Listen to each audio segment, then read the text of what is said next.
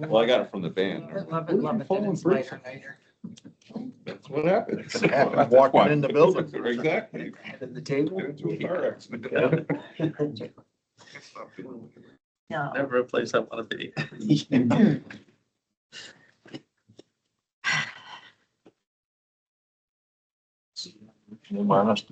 Kids, I mean, we pay for our paper $200. Resolution. So you need It's a really- I got helmets in there, helmets there and stuff. Yeah. Always good with fostering effort. They do. Should have read that phenomenal petitioning time, Senators lost by 6 points. That's a whole game. A whole game. They were open. They were in that head. Game, Duke's game now. Is the game over? It's over. They lost by 6 points. They were up the entire game to the last 3 minutes. Yes. I So, was Are we like, ready to begin or? They want to hear about the game. Soon as we begin, soon we can hear about the game. Okay. late, they lost. spoiler alert. Okay, I'll call the meeting to order. Is there any public comment or union comments this evening? Having none, we'll move on to the educational showcase, recognition of the Lady Raiders Don't defer that to. No. next month. Arlene's going to give us a educational showcase. So at your place, you'll have a handout. I just decided to go old school. And, tell you about a product that we are in partnership with, using some of our SUNY mental health funds. The company is called Timely Care, and we have their complete care package, which includes medical as well as psychiatric counseling and other supports. And if you flip to the next page, it breaks it down. They're 24/7 on-demand counseling support. You can also schedule to meet with a counselor. You can have medical care for common illnesses and things that you do in telehealth.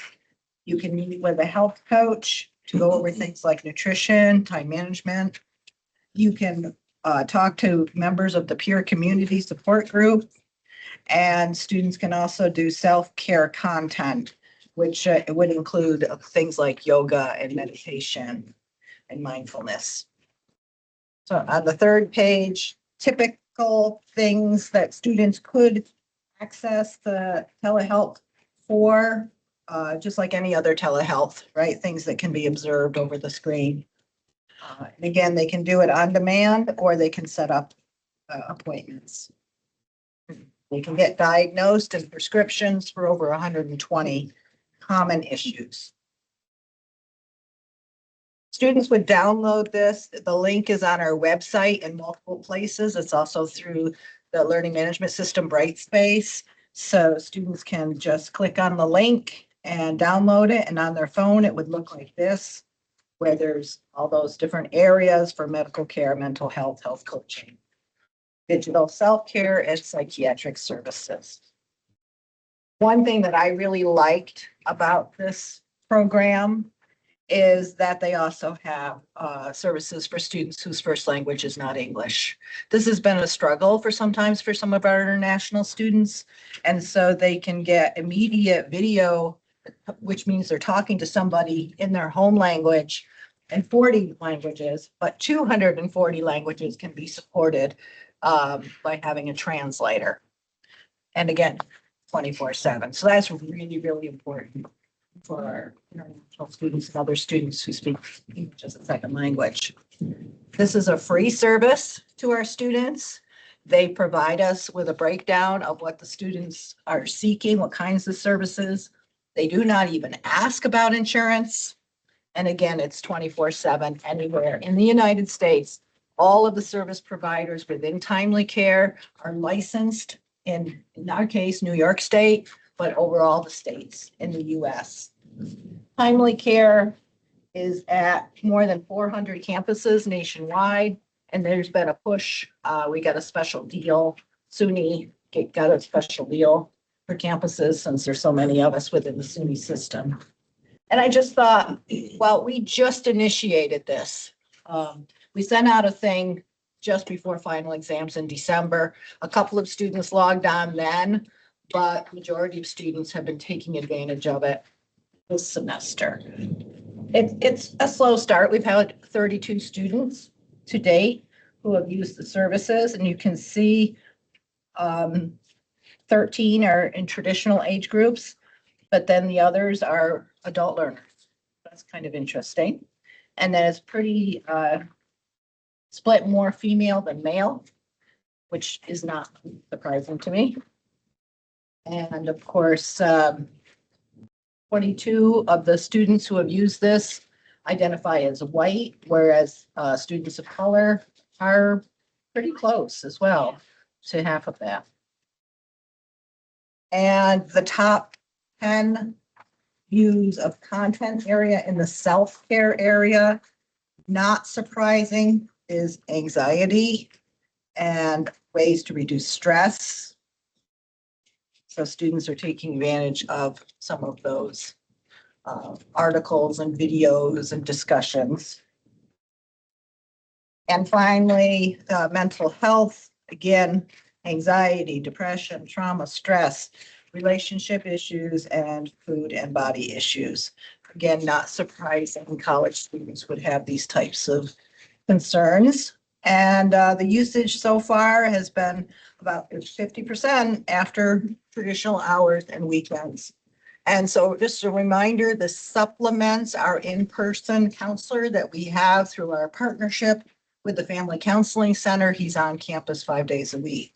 So it is a great service to our students, and we just wanted to share that with you. Are there any questions? Arlene, that program that the county introduced a few years ago, telehealth, I know that they had a place out here for it. Did that pan out? That did come on campus, but I think then COVID came, and I'm not sure. Do you remember the details, Greg? It survived COVID. Yeah.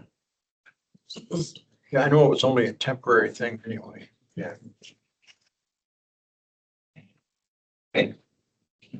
No other questions?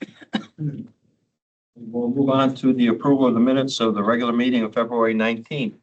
Do I have a motion to approve the minutes? I'll make the motion. By Mike, seconded by Dan. All those in favor?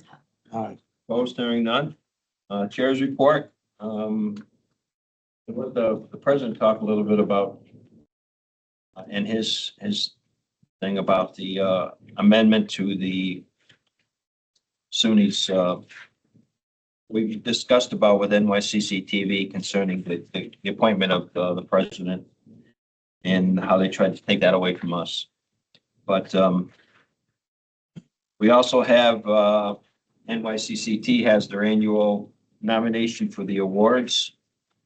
And last year we nominated Bethany Schumer McGee, and they told us to send it back for this year because they had too many last year. But I'll also mention to open it up to anybody else that we may think we might want to nominate for an award through NYCCT at their annual event on September 18th.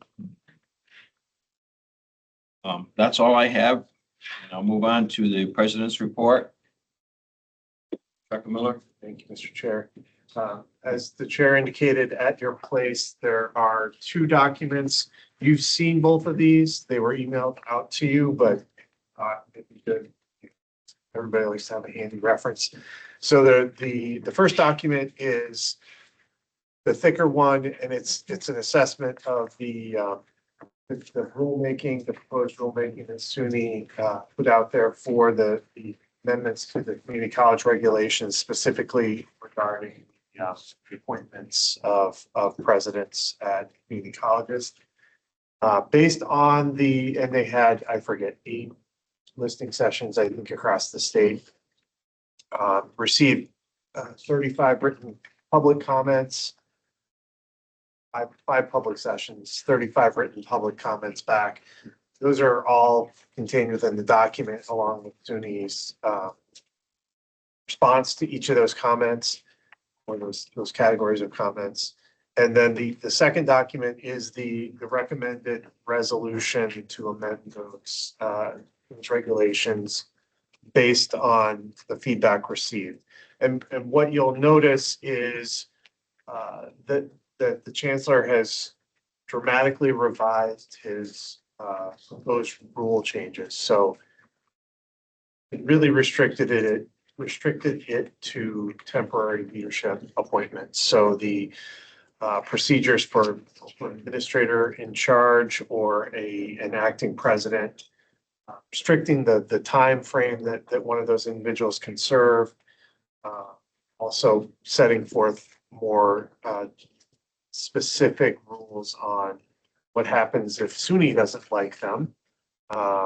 And the same thing for if a candidate that has been rejected by the state university who is serving in one of those capacities, either as officer in charge or acting president, that if they reject them for the role, it would be removed from their position, their temporary position as well. So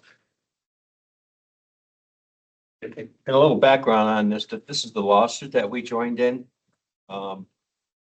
They were trying to take away the total control of appointment of the president and also his compensation package from the local boards.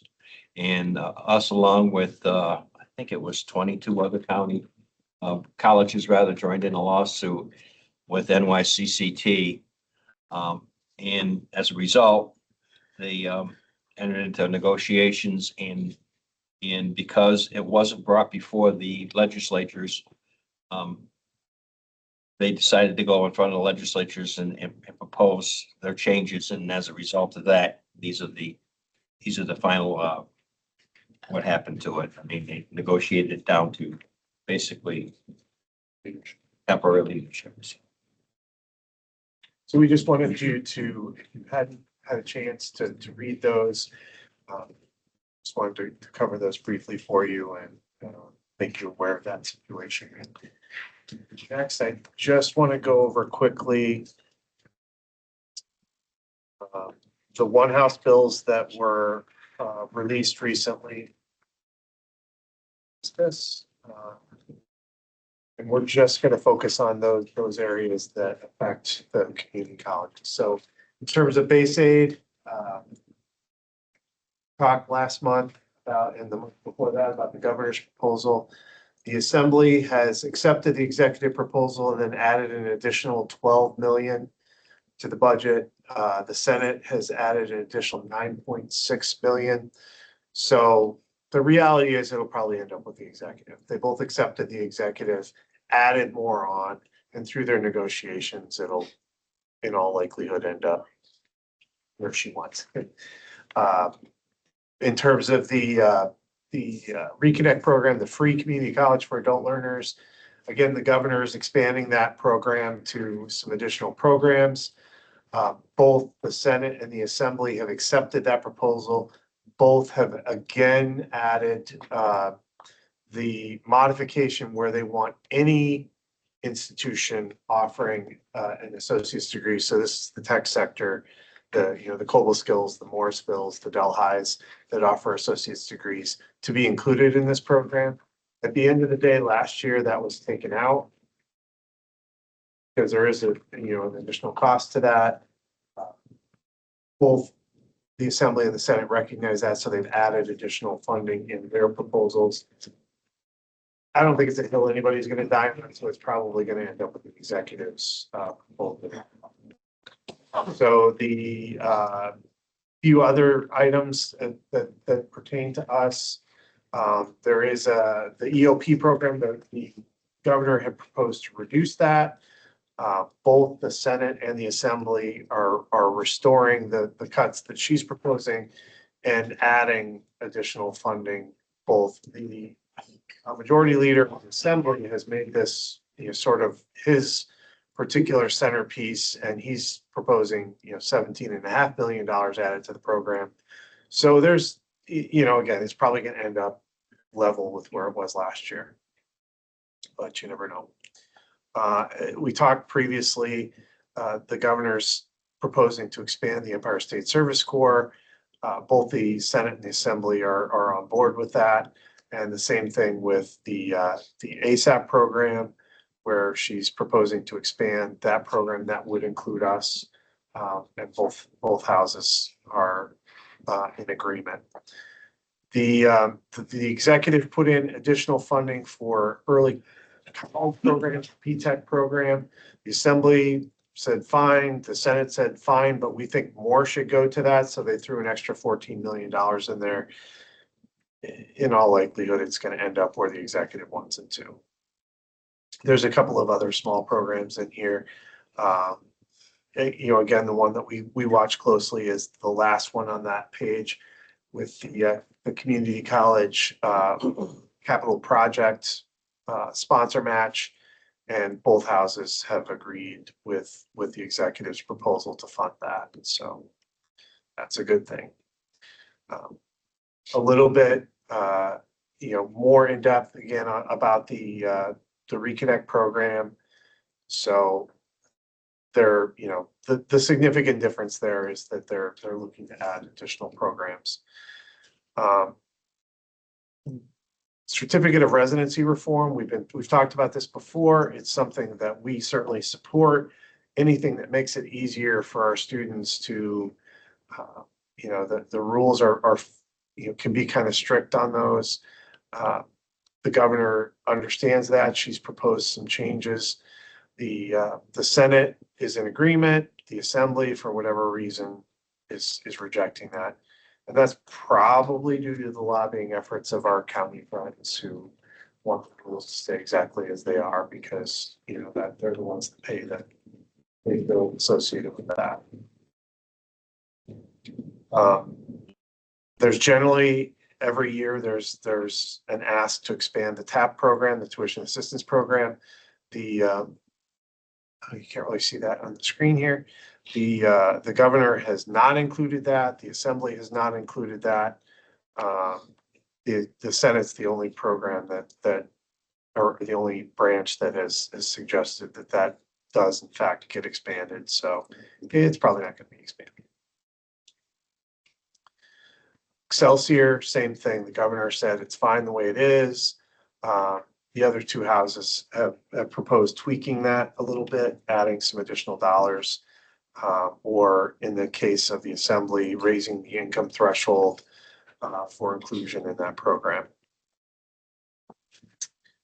And let's see, that might be it. So that certainly there are a lot of other pieces to the grand scheme of budget negotiations, but those are the ones that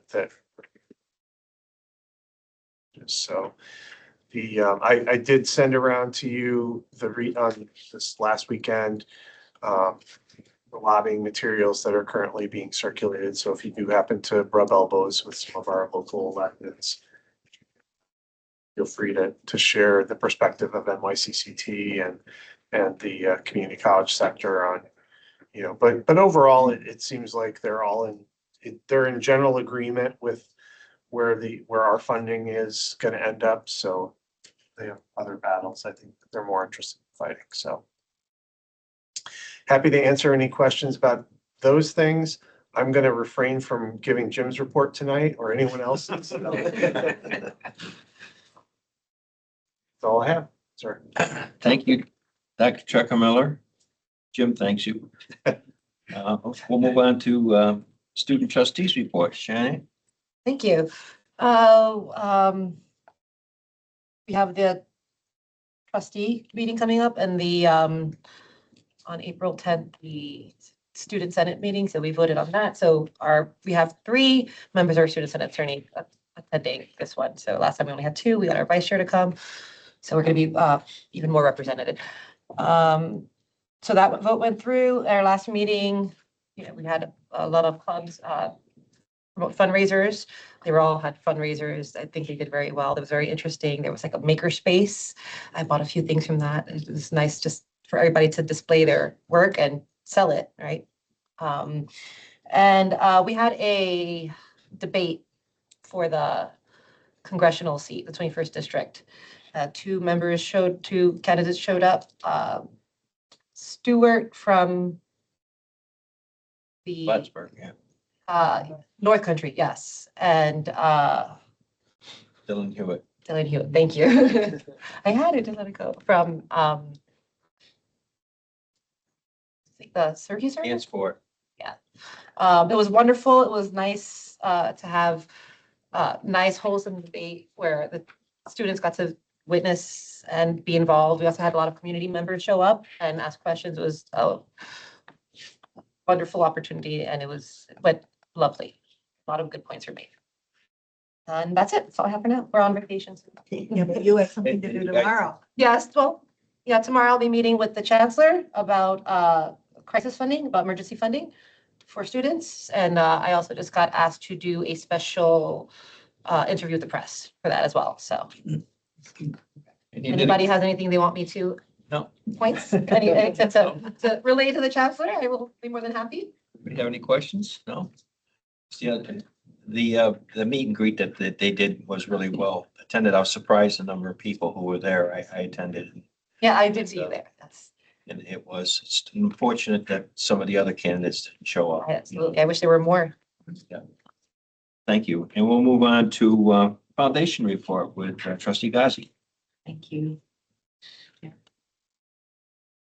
Let's start with the gallery. Gallery is hosting high school regional art, student art, March 30th until April 9th. And this is a tradition ever since the gallery is open. And this is very good for the student because they display their artwork and it is served them well because number one is educational, number two is boost their ego, give them confidence, and also help the department for funding.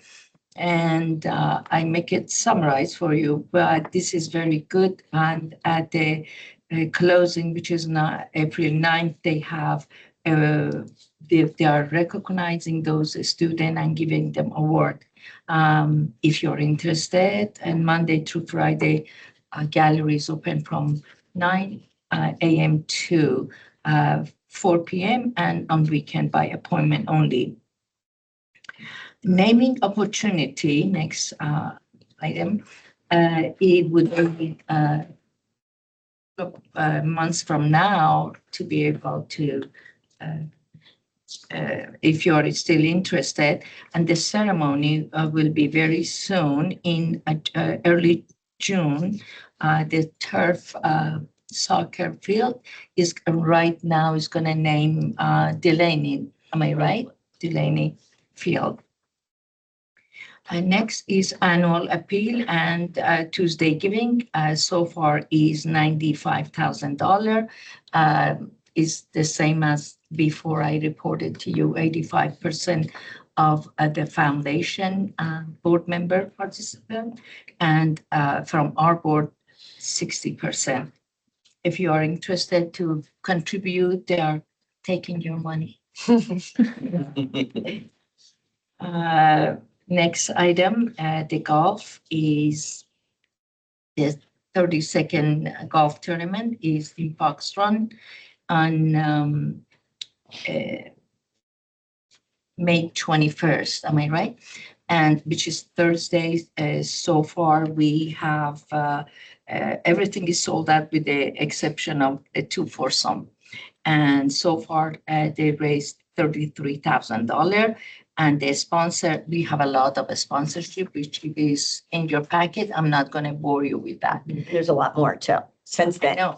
Yeah, I know. In the next page too, after we got our packet. If you have any question, I can answer, or Mrs. Lancy. I just have one important thing, and I forgot to put it in my report. I can't believe it, but the foundation is 50 years old on April 6th. And What? April 6th is the foundation's anniversary of 50 years. So we will be doing something this spring, summer. And yeah, and we'll be, the college family will celebrate on Founder's Day. We'll have a cake or whatever. So anyway, so That's very important, but Yes, it is. Yeah. Thank you. Any other questions for trustee? If not, we'll move on to committee reports with finance, trustee Beck. You received it in your packet. I didn't notice anything that was rearing its head at us. It all seems to be status quo. The good news is the SUNY annual financial report was submitted, signed, sealed, and delivered. So that is behind us, which is a good thing. Thank you, Dr. Trucker Miller, for all of the work that was involved with the situation that we're in right now too. So that's my report unless there's any questions. No, any questions for trustee Beck? If not, thank you. We'll move on to buildings and grounds with trustee Landrieu. We have no report. No, And we'll move on to, I just want to see if you were really listening. So we have just a couple of things that were in your written report in your packets that we want to bring to your attention. Biggest one is the energy infrastructure upgrades. Both counties have approved this, and the amended capital plan was provided to both counties for the increased contribution. And I know we talked about this last month, but I want to mention it again. I think Greg has done a tremendous job in getting this accomplished. This is, I can't tell you this, how important this is to the survival of the campus and the infrastructure. It's just something that needed to be done years ago, and we are never in that position. So with Greg's leadership and determination, this has been truly accomplished, and it's a great thing. It really is. So we want to hand out another shout for Greg, because we can't be more pleased, and thank you for his contribution in this effort. The second phase of the paving, the contracts were approved by both counties. They're going to have a kickoff meeting shortly. And the last item, which is really weather related, the athletic fields project. Obviously, we just need warmer weather and more than just a day of it. And they can get started. It's been a pretty good month. And so we're working out there. and that concludes our report, Mr. Chair. Just to tack on to that, we are, this is Thursday, they started working Monday. Yeah. So Oh. the electricians have been on site since Monday. They've been replacing lighting and transformers, and so it's happening. I'm excited about that. One thing, and this is going to be brand new, and Arlene is cringing as soon as she hears what I'm going to tell you. But because of the work that's going to be happening in the physical education building, we are going to be relocating commencement this year, because we understand no one is going to want to walk into a building that has asbestos abatement notifications plastered all over it. Regardless of where that abatement is occurring and how contained it is, it's not going to make anybody feel good about that. So Arlene is working on, we're not ready to reveal it yet, but we have a venue in mind, and she's working hard on And security. shout out to Robin Town in my office, who's been making many phone calls. Yep. And trying to narrow it down for us. And we believe it'll be air conditioned. So those of you who are suffering PTSD from last year. But, you know, we can't promise, yeah. Yeah. I didn't think they had air conditioning in tents. Yeah. Okay, anything else? Just one other question, the paving, with the cost of oil going up, is that gonna create a problem with the cost of the paving? As far as I understand, no, because the bids were already accepted, right? They were, yep. Okay. So, All right, we'll move on to academic affairs then with trustee Wilson. thank you, Mr. Chair. And thank you, Pat, for providing the information to me. The Technology Division, consisting of Deborah Chan, Joe Marcuccio, Marty Waffle, and Roger Young, participated in the initial AI focus group meeting. They reviewed and discussed the results of a questionnaire administered to focus group members. Ryoko Seguchi and Christy Davis have upcoming career readiness workshops focused on resume writing, interviewing, and job fair etiquette skills. These workshops are in preparation for the upcoming job fair on April 22nd and graduation. Those are things that are extremely important. Gwen Asenkop is working with Michael Zombek of the MVC Mohawk Valley Community College Empowers Grant to recruit certified teachers to provide exam review and necessary workshops for those who are interested in obtaining their New York State Teaching Assistant certification. And lastly, Christy Davis and Krista Peterson have been working closely with staff from the ARC Lexington to schedule recruitment activities to promote the DSP, OPWDD, and apprentice programs through our partnership. And that's the end of my report. Any questions? Any questions? If not, thank you, Trustee Wilson. And we'll move on to student affairs. Arlene? Yeah, so congratulations to the Lady Raiders, our women's basketball team. They completed a wonderful season of 19-3 and went on to Region 3 tournament where they advanced to the NJCAA Division 3 championship in Texas, and they finished in this historic placement. They placed fourth in the nation. So they are very tired. They had a nightmare of getting back here, days and days. They were trapped in Texas, then in Georgia, and they're finally back after going to New York City and taking, busing. And so they couldn't make it tonight. Guys, them next month. They need to sleep. But the girls and their coaches are exhausted. But did us proud, and we will welcome them next week when they come back to campus with all kinds of fanfare. So we look forward to that. Reminder that the spring open house is scheduled for Saturday, April 18th in the morning from 9 to noon. A couple of other highlights in our writing center. Colleen Sanders is developing a best practice guide for faculty who are using the academic success coaches as embedded tutors in their classes. Students in the Liberty Partnership Program attended Student Advocacy Day, and one of their students, Olivia Chapman, was recognized as one of Amsterdam School District's Musicians of the Month. So congratulations to Olivia.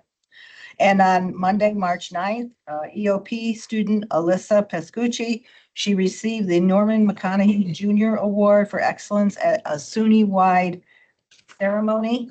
This award, which bears the name of the late Norman McConaughey Jr., who is one of the architects of the statewide Education Opportunity Program and a champion of youth empowerment. And it celebrates the EOP students across the state who have overcome significant obstacles in life to achieve both their educational and personal excellence. Alyssa was our recipient and was nominated by her EOP counselor and director. So congratulations goes out to Alyssa. And the full report is in your packet. Okay, do you have any other questions for Arlene? If not, thank you, Arlene. We'll move on to, This is the reason I enrolled. Yeah, well, She's the one who got me. You should join. we'll move on to diversity, equity, and inclusion. No report this month. Okay. Sustainability, John? So Sustainable Living and Think Peace Club have an idea to look a little bit at food waste, which was interesting. So we'll see how that develops. Trying to find a partner to do a smaller group here. We're still working on that a bit. I think that'll work really nicely with the food pantry. Get that going. Social media, we're working on that a little bit. And Scott Marshall, I got to give him a whole lot of credit for getting our SUNY plastics report out, which is a major issue within SUNY. I'll put myself on the spot here. Hopefully we'll have the first draft of the FMCC sustainability plan by April. It'll be a rough draft. I'm gonna say this publicly, so it forces me to go home and, spend my time on it. A few dates down here that you might want to take a look at. Other than that, if you have any questions, feel free. John hosted SUNY Chief Sustainability Officer recently, came for a campus visit, and you want to say anything about that? Or? I thought it went well. It was happily surprised about a lot of the things that are going on here. So I think it went well. I agree. Thank you. No questions. We'll move on to accreditation with Dan. So just some updates on some continuing projects in the accreditation assessment institutional effectiveness world. The first one being the strategic plan and the strategic planning process. The committee has completed work on a set of proposed goals and objectives. Those were forwarded to the leadership team earlier this week for their review and continued feedback from that group. We hope to begin to share those with the campus community next week, including with this body. And those goals and objectives, of course, will be incorporated into a broader strategic plan document. Our target is to have the draft plan to the president by Tuesday, April 7th, so that it can be reviewed and then presented to the college assembly at their meeting on Tuesday, April 14th. After that, we'll continue to gather feedback up until May 5th assembly meeting, where we'd like the assembly to take some action on the plan, endorse it, approve it, hopefully. And then the next steps after that are to develop an implementation plan. So how we'll set about achieving those objectives and those goals. Some work has already been done on that document, on that plan already. And then have the final version of the strategic plan available for final review and action for the Board of Trustees over the summer. A couple of the engagement surveys that I've been telling you about over the last couple of months. The first one, the faculty survey of student engagement. That survey is underway with the faculty members. Faculty received a invitation to participate last Monday, March 9th. 65 invitations went out. To date, there's only 8 completions, which is a 12%, 12.3 completion rate. But that invitation only went out from the survey designer, which is the University of Texas. So invitations from the campus will start going out tomorrow and Monday, and then there'll be regular invitations or reminders to the faculty. So that participation rate will start going up pretty quick once they start receiving messages from the campus. And the plan is to talk to the division chairs over their next couple of meetings, just to remind them and to remind their colleagues. And like I said, continuous reminders until that survey closes on May 6th. The larger survey, the community college survey of student engagement, we are in the process, continuing the process of planning that. So the administrators, the folks that will actually go to the classrooms and administer the survey to students, those folks are in place. We've tested the survey, so we know how it works. We know the QR codes work and the way the students will enter the survey. We've tested that. The in-class administration schedule is about 85% complete, so that's 44 out of 52 classes have been scheduled. And I've heard from the other instructors in the other class. It's just a matter of timing it out, trying to give them, because it is pretty close to the end of the semester and finals and things like that. We're doing the survey over a 2-week period, April 6th to April 17th. So like I said, most everybody's scheduled. The ones that are remaining are just ones that need to kind of finalize a day as it fits into their course. And similar to the faculty survey, that survey does not close until May 6th. So if something happens over that 2-week period, we still have a little more time to get maximum participation from our students. And the same thing, like, as I said, with the faculty survey, regular reminders to the courses and the selected faculty will start to go out on a regular basis beginning next week when everybody's back from spring break. And then just on the accreditation side of things, the financial documents for fiscal year 25 have been submitted to Middle States. So I might as well thank the president as well for prioritizing getting those documents to Middle States, so we won't get that nasty letter that he referred to. We hope we don't get that last nasty letter that he referred to last month at the meeting. Middle States was also continues to be recognized by the United States Education Department. Kind of like us, they have to go through a reaccreditation process. So they've been will continue to be recognized as a regulating body until May 31st of 2028. Just a couple other small things. I attended a webinar this afternoon that had to do with self-study and the use of AI, both in the reaccreditation process and how it's used on campus. My guess, the way I kind of heard it, is that they are probably going to want to see evidence of some type of process policy that campuses follow in the use of AI when they come the next time, which is several years away. And revised standards again go into effect in July 2026, which is good timing. So once the strategic planning process and the engagement surveys are done, I'll start to turn my focus back to reaccreditation a little more regularly. We'll be 3 years away from self-study, 2029 when that happens. But it's a good opportunity to align strategic goals, the new middle state standards, evidence expectations, and the information and data we gather from those surveys, and put us in a best position when we enter self-study 3 years from now. So. Questions? Any questions? No questions, thank you. And we'll move on to personnel with trustee McMahon. Thank you, Chair. The full detailed report is in your packet. There's good news for at least 8 employees here. And talk about some promotions. So the following employees, Selena Barber, Dana Burden, Rebecca Casacuria, and Christy Davis are being promoted to in the employment specialist track.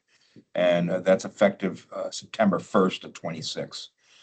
And the next 4 are being promoted from assistant professor to associate professor, effective also September 1st.